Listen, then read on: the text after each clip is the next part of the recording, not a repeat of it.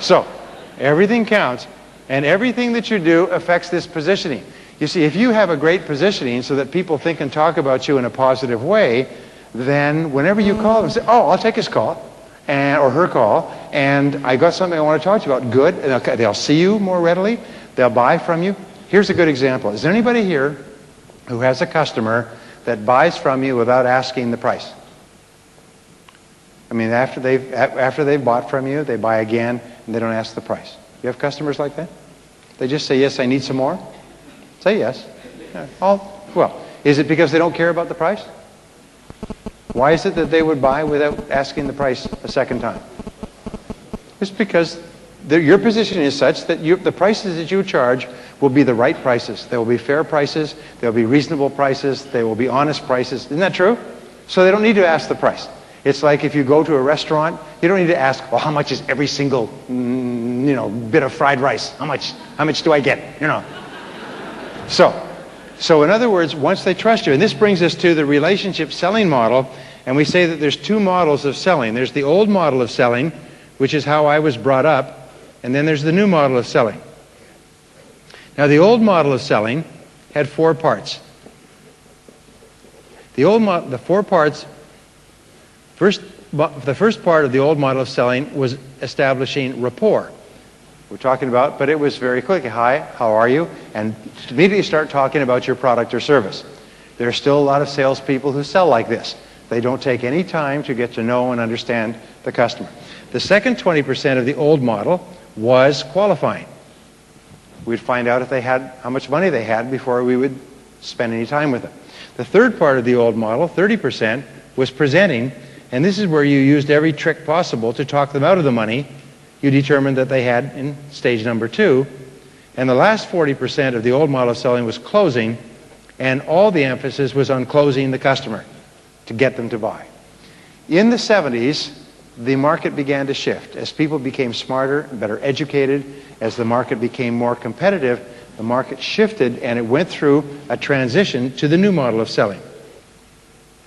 Now, the new model of selling has 4 parts as well. The first 40% of the new model of selling is building trust. Now, we call this the relationship selling model. And if you can build enough trust, everything else will take care of itself. If you can't, nothing else will work, not even low prices. You know and I know that building trust is the key to all relationships. The most important people in your life are the people you trust. The most important people in your work life, family life. The most important part of relationships is to be able to trust people. Absolutely. And so trust is what starts a relationship. So the way that you build trust in sales is you ask questions about people's needs. Now, the interesting thing is, the more you ask questions about what the person really needs, what they are doing now, how it's working, and listen to the answers, the more they trust you. And the more they trust you, the more they give you information about what they need. And the more they give you information and the more you listen, the more they trust you. And eventually the customer will reach a point where they feel so comfortable with you that they will tell you everything that you need to know to help them, or to tell them that this is not a good product for them. They know that you will never sell them something that they don't need. You're a professional. So when you ask questions about their needs, you position yourself as a consultant. When you listen closely to the answers, you tell them that you really care for them. So you simultaneously build the 2 parts of the golden triangle, relationship selling and consultative selling. The third part of the new model of selling, this is 30, identifying needs is 30%. The third part, 20%, is presenting. And presenting is where you show the prospect exactly how your product or service will satisfy the person's needs. You show them how. And what we have found by watching the thousands of videotapes is that top salespeople have the ability to match products and services much better than average salespeople. In other words, when they sell, they only talk about what the customer has said is important. They don't talk about everything. They don't talk about everything they like. They listen carefully to what the prospect has said, and then they say, well, based on what you've said, our product or service will do this. Have you ever had an experience where you've gone to a store and the person said, can I help you? And you said, yes, I'm looking for this. And they said, yes, okay, follow me. And they take you, and they show you something that is not at all what you said. Have you had this experience? You want to whack them right in the back of the head. Because it means they don't care about me. They weren't listening. They're wasting my time. But then you've had the other experience. The other experience is where you go to the store and you tell the person what you're looking for, and they say, did you want this or this? Well, this. I think we've got something. Come with me. And they take you, and there it is, and it's exactly what you described. The sale has been made, hasn't it? I mean, you've literally decided to buy because they've matched so closely what you said. So here's a rule in psychology. It is that people don't argue with their own information. They will argue with your information, but they won't argue with their own information. So therefore, if you show them that this is what they said and your product or service is exactly what they said, the sale has almost been made. Because people have, it has been identified in psychology as what is called consistency. Human beings have an intense inner desire to remain consistent with what they said. Have you ever had your kids say, Daddy, you said? But you just said, but remember you said? Have you ever heard this? You don't remember saying it, but you feel compelled to do whatever it was because they told you that you said it. When a person says, this is what we need, this is what we want, this is our problems, and you say, well, our product will do this and it will do that and we'll solve that problem, people try to remain consistent with what they said. They don't argue with their own information. So therefore, really good salespeople make sure that their presentation fits like a hand in a glove into what the customer says they want. Oh, damn, this is good. All right. The last part, the last 10%, is confirming. Does this make sense to you? Do you like this? Is this what you're looking for? Until the customer says, yes, that makes sense, and then you can go on to close the sale. Now, let me give you the simplest of all closing techniques. It's called the invitational close, is where you simply say, well, if you like it, why don't you give it a try? Why don't you take it? Why don't you buy it? Or if you're selling services, say, well, if this makes sense to you, why don't you give us a try? The invitational close, why don't you give it a try, is a simple, powerful closing technique, one of the most powerful ever developed for a customer who's reached the end of the sales presentation. Do you like this so far? Yes, well, why don't you take it? I was speaking to a salesman in New York last week. He said, you know, that doubled my income. He said, it's my favorite closing technique. And he's a very successful guy, and double his income is a lot of money. He said, I'll double it again next year. He said, every single time I talk to a prospect, I present it, I ask any questions, I say, you have any questions? The person says, no. He says, why don't you take it? He said, it's amazing. They say, okay. So always, at the end of a sales conversation, invite the person to buy. Even if they say, well, I don't know, I'm not sure, let me think it over. You say, look, why don't you just take it? Okay. It's the most amazing darn thing. Look, you need it. You're going to get it sooner or later. This is a good price. We stand behind it. Why don't you just take it? Okay. It solves a problem. Remember, a product or service that a person needs solves the problem if you can sell it to them. Why don't you give it a try? Even if they're taking you by the neck and throwing you out into the street, say, why don't you take it? And often they say, oh, bring them back. We'll take it. You know. So always, never leave a sales conversation. I used to come to the end of a sales talk, and I would be very enthused, and I've got the appointment, I've made the presentation, everything else, and then I say, well, what do you think? You ever done that? Well, what do you think? The person says, well, I think I'd like to think it over. Which means goodbye forever. We'll never meet again. Okay, so this is the new model, and the new model is the relationship selling model, and here's the rule. Listening builds trust. Listening builds trust. And trust is the key to sales success in the 21st century. Your job is to build one trust relationship after another. Because even if they don't buy from you today, if the trust relationship has been established and you keep in touch with them, remember, salespeople, top salespeople are optimists. They make more calls, they call back more often. It may be the person can't buy today, but they will buy next week, next month. Trust is the critical factor. I got a ride to the airport by this salesman in Atlanta, Georgia, and brand new Mercedes.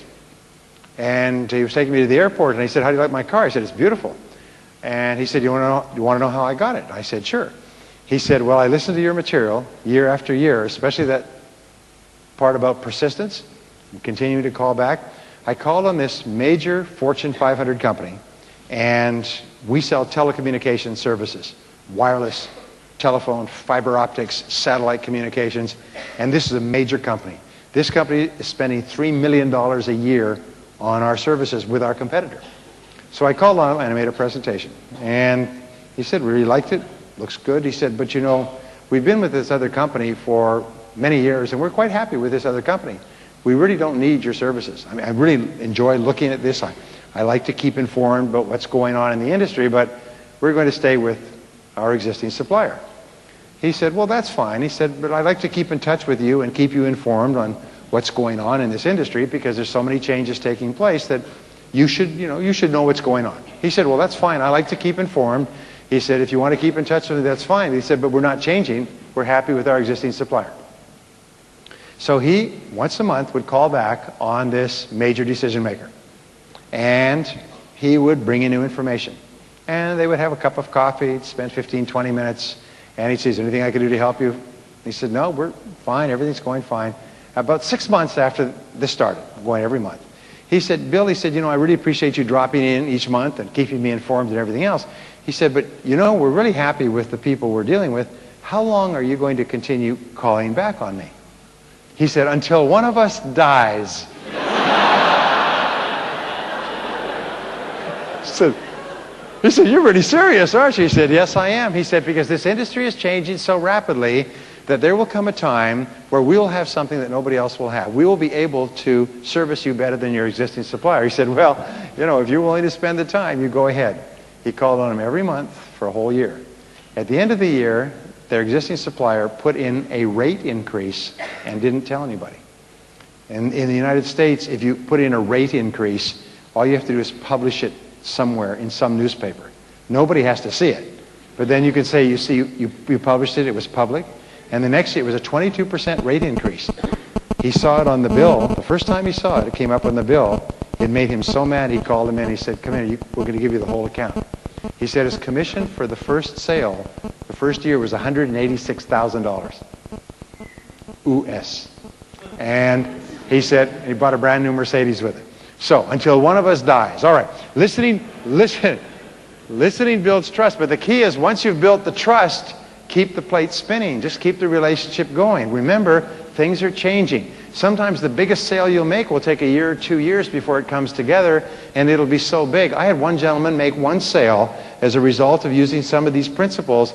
He said he made one sale that was 68% of his entire year's quota in one sale, because it was solely based on building trust and maintaining that trust. So here are the 4 keys to listening. Number 1, listen attentively. Listen closely. Listen without interrupting. This is what tells the person that you care about them. Listen attentively. Lean forward. Nod. Smile. Pay close attention. And don't interrupt. Just listening closely to people causes them to feel better about themselves and like you more, and they like themselves more. Number 2 is pause before replying. Just pause. Allow for silence. Don't feel that you have to jump in. Just say, nod, smile, That's an interesting point. And number 3 is question. We say question for clarification. And the very best question you'll ever learn in selling, and I've had many people say that this one question has been worth everything to them, is the question, how do you mean? How do you mean? We can't afford it. How do you mean? Business is bad. How do you mean? We're happy with our existing supplier. How do you mean? We're not in the market right now. How do you mean? I don't like you. I don't like your company. I don't like your industry. And quite frankly, I'm not interested in doing business with you. How do you mean exactly? Here's the point. How do you mean is a control question. But it's also an invisible control question. An invisible control question is one that you can ask over and over again, and the person will always answer it. And they will always expand on what they said. You say, we can't afford it. How do you mean? Well, our business has been a bit slow lately. Well, how do you mean exactly? Well, we're down from the third quarter sales. Well, how do you mean? Well, we expected our sales to be this in the third quarter. In other words, every time you say, how do you mean, it opens up. But it's invisible because the question is never heard, only the answer. And as they give you the answer, very often you can see an opportunity to make the sale. You can see an opportunity to answer the objection and make the sale. So keep asking, how do you mean? How do you mean? And here's the rule, is the person who asks questions has control. The person who asks questions has control. The person answering the questions is controlled by the questioner. If you're in a sales conversation and they ask you a question, you're in danger of having them take control. Because as soon as you start answering, they're becoming the marionette and you're the puppet. Okay? So when a person asks you a question, what do? You say, that's a good question. Let me ask you something.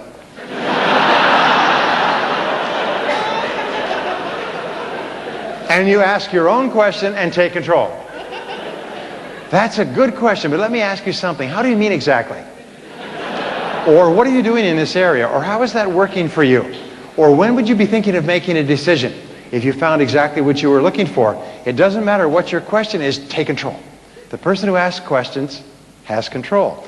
By the way, I'm speaking primarily to the men here because the women all know this. Women are brilliant at controlling conversations with questions. Oh, they're so dangerous. I have two daughters, 22 and 10, and there's a stage in a woman's life where they're taken away by other women to a cave in the mountain, and they're taught how to control men for the rest of their lives. And ever after, they can control you with words and questions. For instance, you ask them something, they say nothing. They know that if they answer, you've taken control, so they won't respond. It's very unnerving for men. Now, they also, if you get into an argument with them, they fight back with. You saw a crouching tiger with a sword. They fight back with questions. And by the time you're finished, you were in the right when you started, and you're in the wrong now. Women know that they can control a little 100-pound woman can control a 200-pound man with questions. They can control him with questions so powerfully. They can control him with one-word questions. Oh? They can control him with nonverbal questions. He's across a crowded room talking to another woman, and she goes, it's like an icicle through the heart. So, the person who asks questions has what? Has control. So it's really important. And when you ask questions, you get a chance to listen. And listening builds trust. And trust is the key to effective selling. Are you with me so far? So therefore, the last part of questioning is feed it back. Feed it back in your own words. Just say, let me make sure I understand what you're saying. This is what consultants do.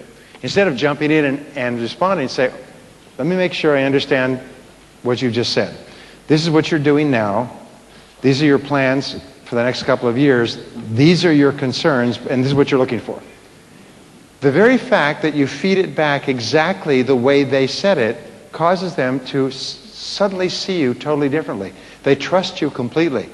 And if you feed it back accurately, they assume you have the proper solution. They are 80-90% sold by the very fact that you fed it back to them accurately what they said. It's like if you go into a store and you say, I'm looking for this. And you say, you're looking for this and this and this? You say, yeah, good, I think we have that. You go and buy it because they were able to feed it back so accurately. So relationship selling, consultative selling means to focus on the customer's needs. Keep asking the customer about what he or she is doing. How is it working? There's a direct relationship between questions and sales success. The more questions you ask, the more likely it is you'll make the sale. And the person who asks questions has control. And when you ask questions, you get a chance to listen. And listening builds trust. So these are the critical parts of psychological selling. Now here's the final point. Is the great uneasiness that we have in selling is because of the fear of failure and the fear of rejection. It's fear of rejection more than anything else that holds salespeople back. Fear of being told, no, I'm not interested, I don't want it, and so on. However, when you position yourself as a relationship builder, when you position yourself as a consultant, when you position yourself as a teacher, and you focus on asking questions and listening closely to the answers, and then helping customers get what they want with what you sell, all the stress goes out of the sales conversation, both for you and for the customer. And selling becomes a joyous thing. You become happy about it. And if you then make a decision, I'm not going to spend any time with difficult people. I'm not going to spend any more time with them. I'm going to introduce them to each other and let them go off and ruin each other's lives. If you make a decision that from now on you're going to spend time with people that you like and you're going to treat them well and you're going to ask them good questions and listen carefully to the answers and try to help them get more products and services and buy your products and services, and if business is slow, you're just going to work a little bit harder and you're going to start a little bit earlier and work a little bit harder and stay a little bit later. And if you make that decision and you make the decision that you're going to be in the top 10% in your field and you work at it every day, and the only question you ask is what? How? If the only question you ask is how with regard to your future dreams and your goals and becoming the best in your field and achieving your sales goals, you keep yourself optimistic all the time, you keep yourself positive, you keep yourself happy, and at the end of the day you can say with all sincerity, I like myself. Say, I like myself. Thank you very much. God bless you.